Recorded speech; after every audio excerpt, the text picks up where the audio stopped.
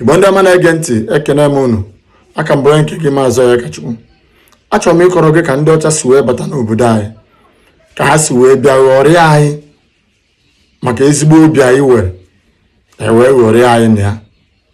Ọ dị n'otu a Naijiria si dị kịta, onye ọbara na-achọ ịpụ apụ, obodo adịrọ mma, enwere ihe na-agazi aga n'obodo, onye ukwu na onye nta na-apụ na-eje achọ ihe ọ ga-eri. Otu a ka ha si wee rapụ be ha na-achọ ihe ha ga-eri, na-achọ ebe ha ga-enwetewu ihe dị agha ha ga-eji wee mezie ebe ha wee chọrọ bịacha na mpaghara Afrịka. Maka na mpaghara Afrịka mineral resources karịa, ihe niile zuru anyị maka anyị na chi anyị si akpa, to the extent na enwe ike obodo mmiri na-adịghọ, obodo ahụ eje na obodo nwere mmiri, achụ aja mesi ihe niile a ga-eme, mmiri abịa n'obodo ahụ, osimiri from nowhere, osimiri agbapụo. Ya bụcha ka ndị Igbo si erelate uchichi ha. Mana kịta onye ka ga-eme ukwenye ya, onye ma ụzọ nwanne esi akpọkuchi ya. Mgbe a na-agwa gị ewegoro okwute na-akpọ ọkụ, machis na light abịabe, eweta okwute na-abụ na-akụ ya na-akụ ya ọtụ ọkụ, echi ebe ahụ mụrụ ọkụ. Mgbe a na-agwa gị eji aja na okwute na-akpọ ụzụ, kpoo ọgụ, kpoo mma, kpoo ube, na-akpọ ayọn igwe tupu ndị ọcha abịa. Mgbe a na-agwa gị ha maka ha na chi ya si akpọpụta n'ụtụ ọgọ ọjị, ọgọdọ ochie, ọ sị na ya chọkwara ime ihe dị etu a ka a ga-esi wee mee ya. Before iji amie na-eme mmadụ na-abụ na eto ọtụkọ isi ọnụ ha emee ya, ewere ebe ha na-eji niile zoro ha oke, ha kọọ ugbo emeta, ewe ka ihe si wee bịatacha ihe ya kọọ n'ugbo, ha eje chụọ aja ha ga-achụ ya, ha akwụsa. Ewe ka ugbo si emeghe ụdị si ya, asị ka ihe kpata ya eje chụọ aja dị na-esi ya ugbo emee ọfụma. Ndị ọcha wee si na be ha chọrọ ihe ha ga-eri wee rute, ndị be ya na-afụ ha ka ndị iberibe.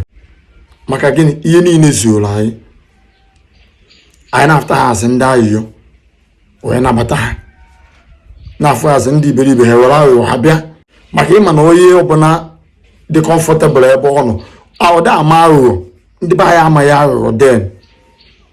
Dịka otu ụmụ be anyị si apụcha obodo ibe a na-ejekwa anatakwa ndị ọcha nke aja aja wee gbuo onye ọcha.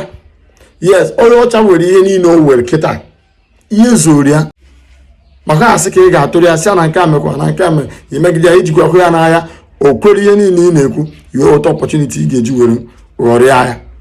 Otu ahụ ka ọ dị anyị mgbe ahụ, enwe ihe anyị ma dịtụ na ihe niile zuru anyị, onwe na-eme nwanne ya ajọ ihe. Onye ọbụla na-ebi ezigbo ndụ kwesịrị ka ebie, ha wee were mgbarịkụ na aghụghọ wee bata. Otu a ka ha si wee jidebe anyị, wee na-akọ nka. Now echejigo our mindset, that faith, that belief, that confidence anyị nwere na anyị ga-amewu ihe dị otu ọwụ ọkọ. Okwukwe ka anyị ji arụ ọrụ, na ịpụta iwere ọnụ gọọ ọjị si Chukwu na ihe ị chọrọ ọma mee like that. Mana kịta emega anyị na owu ozu ekweghị, anyị na owu anyị ekweghị dị n'owu anyị self. I believe is n'ozu ndị ọcha bụ Chukwu anyị na-afụ anyị, nke ọ bụla ha na-eme uwe anyị ama mmewe. Ka anyị na-achị jeju ese ka anyị ga-esi wee na-achị jigodo ese, mata afọ ya mụta papa gị, mata ya mụta papa gị, mata ọ bụrụ na ị ga-achụta wee chụta 5th generation, ijụọ ka ihe ha mewu, ka udo ndụ ha bi, ka ndị ha mụta, ka ebe ha bigasị.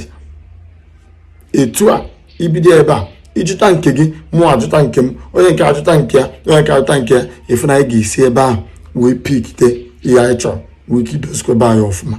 Aka m bụ onye nke gị Maazị Onyekachukwu, wee na-asị udo dịrị ọbụla chọrọ udo, ma mata na ka onye si eme ka ekwesị akpa ya. Tụsala ya ozi a ka ụmụnna anyị ndị ọzọ wee na-afụ ya.